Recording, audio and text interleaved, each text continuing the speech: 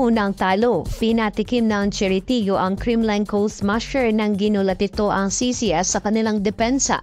Very matured niya ang galawan ng Cherry ng pinangunahan ni Ia Laure at Abby Maranyo ang kupunan. Maayos din na depensa ang pinakita ni Nierva at lahat ay gumagalaw kaya nakuha nila ang kanilang ikatlong panalo.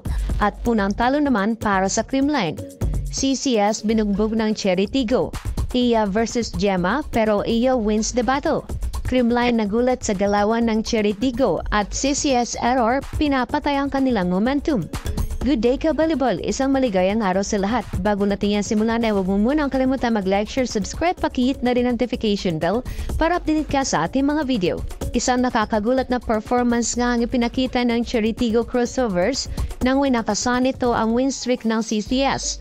Makikita nga sa kanilang mga galawan kung paano nito nababantayan ang galawan ng Creamline.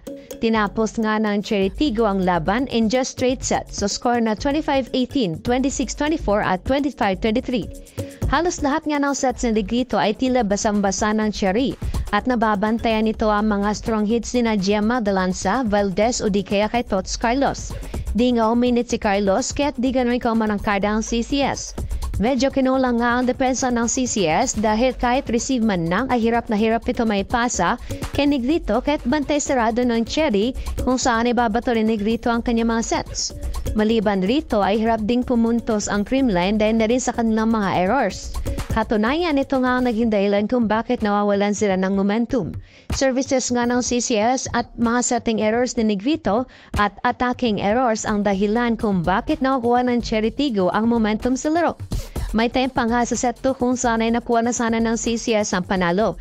Kaso wrong move nga ang coaching staff ng Creamline at napatawag ito ng challenge ngunit ubus na pala ang challenge nito kaya naibigay sa Cherry ang puntos at nakuha pa ng Cherry muli ang momentum sa laro. All is well nga sa Cherry at lahat ay gumagana, mapa-blockings, defense at pati attacking ay naging maayos para sa kanila. Umariba naman si Galanza sa ikalawang set at ikatlong set, ngunit dito naging sapat para pantayan ang init na hatid ng Cherry.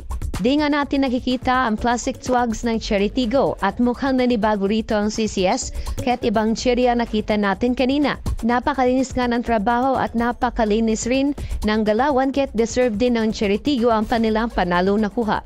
To Creamline, this is their poor performance sa buong kumpanya nito sa PVL. They need to be consistent at iwasan ng error. They need to maximize their attacks and get the middles involved sa atake. Dito nga nagkulang ang CCS kaya't nakuha ng Cheritigo ang panilang panalo. Player of the game nga rito ay si Jen Nierva with 20 excellent digs and 10 excellent receptions. Pasok pa rin naman ang Creamline sa top 4 kaya't they need to be careful sa kanilang next move sa susunod nitong laban.